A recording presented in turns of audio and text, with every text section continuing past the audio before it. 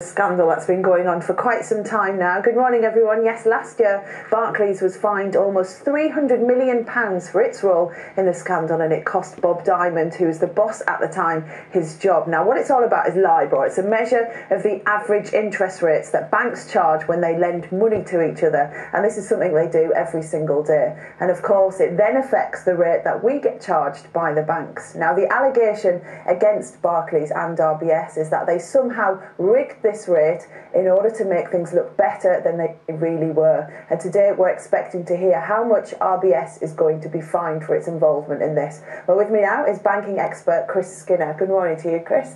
Tell us a bit about what LIBOR is about, like why it is so important.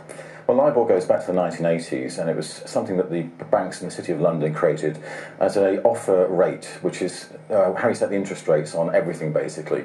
This then spread around the world, and now everything from a mortgage to a credit card interest rate, right through to what corporations pay for their interest on borrowing, is set by these rates. And when you rig them, which means that you can make them higher or lower to get more profit and reward, that's what's been the issue.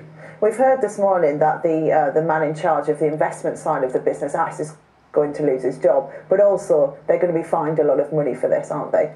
Yes, there's a fine that's going to be anything up to £500 million, about £95 million from the UK regulator, and the question is how much the Americans will actually fine RBS, because obviously it's coming from a state or near state-owned bank, so whatever the Americans charge is coming straight from the Treasury pocket. But how much does that money dent RBS? Is that a lot to them?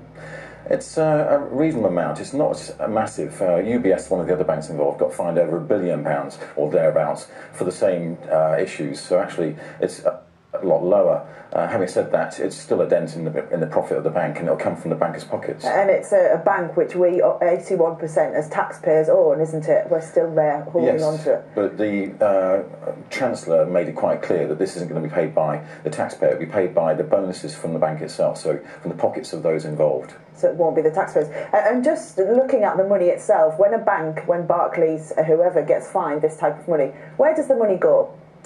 Well, obviously there's a cost of running our regulator and their operations to control the banks, so most of that will go into the operations of the regulators.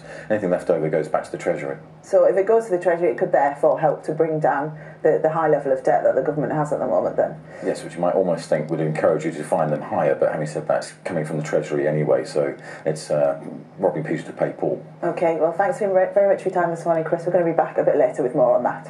Steph, thanks very much for now. Just over